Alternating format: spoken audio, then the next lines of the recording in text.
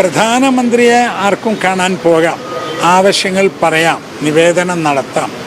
പക്ഷേ അത് സാധിക്കുന്നതിന് വേണ്ടിയോ ഭാവിയിലേക്കോ വേണ്ടി ഇന്ത്യ രാജ്യത്ത് മുസ്ലിങ്ങൾ സുരക്ഷിതരാണ് എന്ന് പ്രസ്താവന നടത്തിയത് അത് ശരിയല്ല. രാജ്യത്ത് ഒരുപാട് പ്രശ്നങ്ങളുണ്ട്. ഓരോ സംസ്ഥാനത്തും വ്യത്യസ്തമായ അനുഭവങ്ങളുണ്ട്. ഒന്ന് ഉറപ്പിച്ചു പറയാം, നമ്മുടെ രാജ്യത്തിൻ്റെ പല ഭാഗങ്ങളിലും മുസ്ലിങ്ങളും മറ്റ് ന്യൂനപക്ഷങ്ങളിൽപ്പെട്ട ആളുകളും പിന്നോക്കക്കാരും വളരെയധികം പ്രയാസപ്പെടുന്നുണ്ട്. ഇപ്പോൾ 2 വർഷം മുമ്പ് മണിപ്പൂരിൽ ഉണ്ടായ കലാപത്തിൽ അവിടുത്തെ ക്രൈസ്തവ സഹോദരങ്ങളാണ് ഏറ്റവും കൂടുതൽ പ്രയാസപ്പെട്ടത്.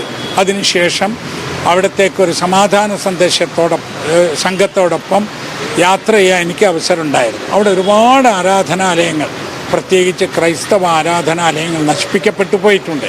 മുസ്ലിങ്ങളെ സംബന്ധിച്ചിടത്തോളം ഇന്ന് നമുക്കറിയാം, ഇപ്പോൾ ആസാമിൽ മുഖ്യമന്ത്രി തന്നെയാണ് ബംഗാളി ഭാഷ സംസാരിക്കുന്ന ആളുകൾ അവർ മുസ്ലിങ്ങളാണ് എന്നതുകൊണ്ട് ഈ രാജ്യത്ത് നിന്ന്, നമ്മുടെ സംസ്ഥാനത്ത് നിന്ന് അവരെ പുറത്താക്കണമെന്ന് പറഞ്ഞത്.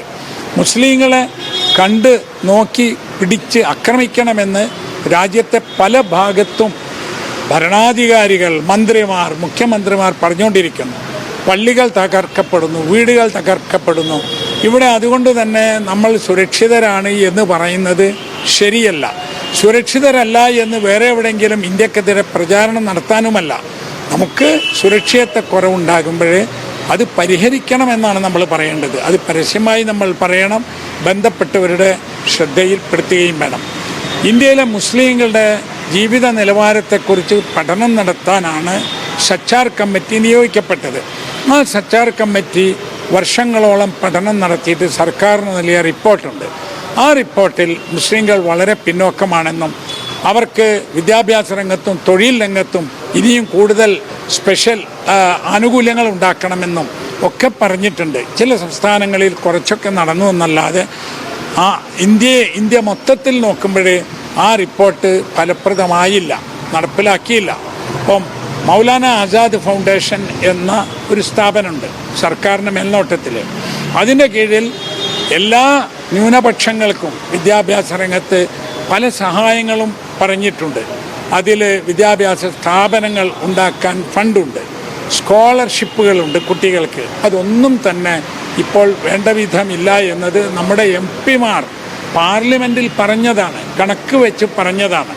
എന്നിട്ട് ഇവിടെ ന്യൂനപക്ഷങ്ങൾ, പ്രത്യേകിച്ച് മുസ്ലിങ്ങൾ സുരക്ഷിതരാണ് എന്ന് പറയുന്നത് വസ്തുതാവിരുദ്ധമാണ് എന്നത് ഉറപ്പാണ്.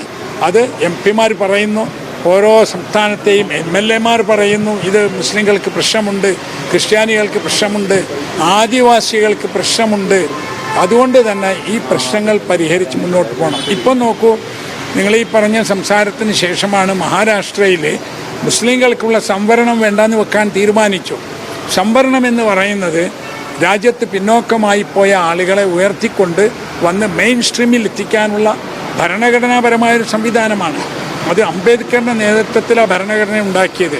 അംബേദ്കർ ദളിത് വിഭാഗത്തിൽപ്പെട്ട, പിന്നോക്ക വിഭാഗത്തിൽപ്പെട്ട ഒരു വലിയ മനുഷ്യനായിരുന്നു. അന്ന് ആ ഭരണഘടന ഉണ്ടാക്കുന്ന കമ്മിറ്റിയിൽ എല്ലാ വിഭാഗത്തിൽപ്പെട്ട ആളുകളുണ്ടായിരുന്നു, പുരുഷന്മാരും സ്ത്രീകളും ഉണ്ടായിരുന്നു.